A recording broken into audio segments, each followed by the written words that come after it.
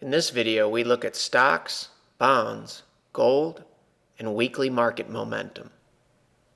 Since the 1987 analysis was quite lengthy, we decided to split this week's video into two parts. This is part 2.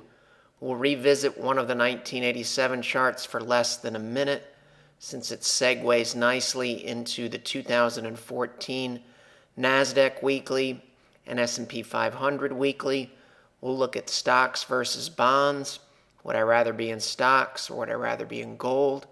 Would I rather own stocks or would I rather own the VIX? And we'll conclude with a look at the daily chart of the NASDAQ. To view the video in full screen mode, use this icon in the lower right-hand corner of your video player. To improve the clarity of the charts, use this icon in the lower right-hand corner of your video player. Those of you that have watched our videos in the past know that when weekly momentum is in overbought territory, the probability of good things happening is higher. Overbought territory, good things happen.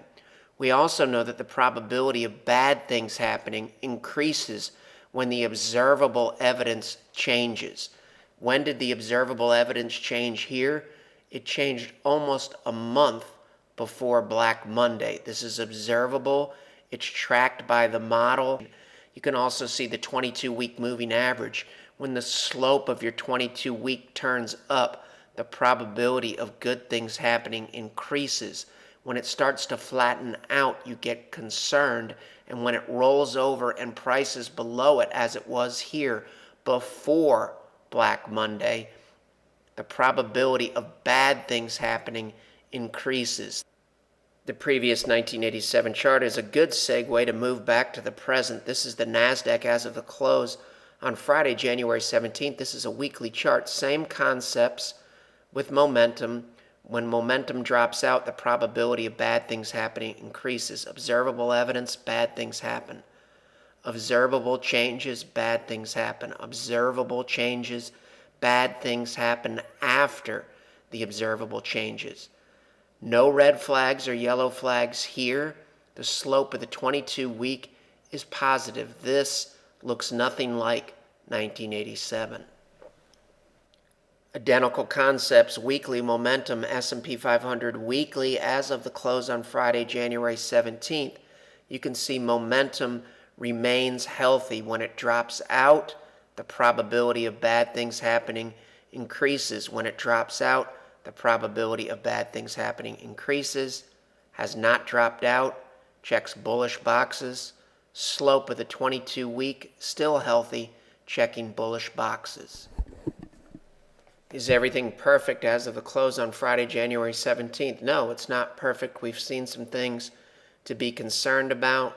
We're looking at the S&P 500 here relative to bonds. This helps us answer the question, would I rather be in stocks or would I rather be in bonds? We covered this chart last week in detail. If you want to see the description, 2014 versus 2011, this is we should be concerned.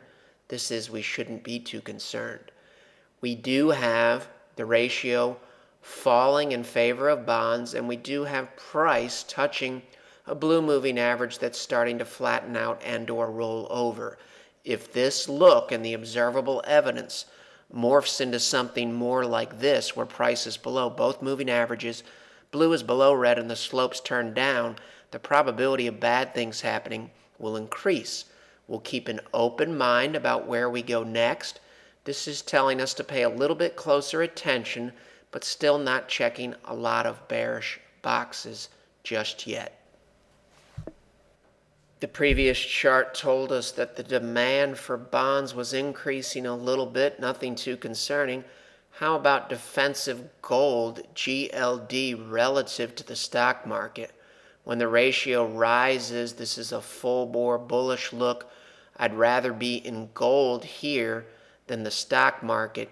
You can see this chart's been very, very helpful in terms of avoiding gold since it peaked relative to the stock market way back in 2011.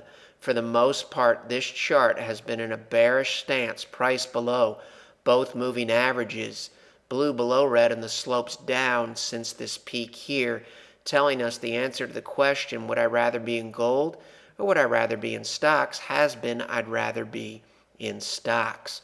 We've seen some improvement for gold, but nothing that would have us consider buying it yet.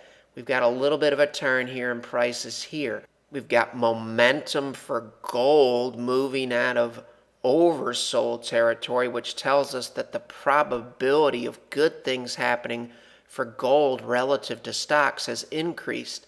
So like the stock bond chart, this chart is telling us to keep an open mind potentially about weakness in the stock market and or outperformance by bonds or gold. We just don't have enough evidence yet. This is still volatility to ignore. Volatility to ignore. For the most part here, volatility to ignore. It needs to look more like this, and that may indeed happen. So we'll keep an open mind, but for now, this is clearly in a downtrend. We can improve our odds of success by looking at risk-on, risk-off ratios. This is the S&P 500 here relative to the VIX. Would I rather own stocks or would I rather own the defensive and fearful VIX? You can see we've got a bullish W breakout that's holding bullish in favor of the stock market relative to the VIX on a long-term time frame. This does not mean that we can't go down for a few weeks in the S&P 500. The slope of this is up, price remains above, and momentum on a long-term time frame is improving for the stock market bulls. The CCM market model looks at multiple time frames on numerous indices and risk-reward ratios. Now we're looking at the NASDAQ daily as of the close on Friday, January 17th. 50-day in blue, 200-day in red. Bullish, bullish. Concerns would increase. Concerns would increase. Here's an example of price slashing through a flattening 200-day and bad things happen. This is very, very similar to 1987. This looks nothing like 1987. The material in this video has no regard to the specific investment objectives, financial situation, or particular needs of any viewer. This video is presented solely for informational purposes and is not to be construed as a solicitation or offer to buy or sell any security or any related financial instruments, nor should any of the content be taken as investment advice. Any opinions expressed in this video are subject to change without notice, and Shavaco Capital Management, LLC, or CCM, is not under any obligation to update or keep current the information contained herein. CCM and its respective officers and associates or clients may have an interest in the securities or derivatives of any entities referred to in this material.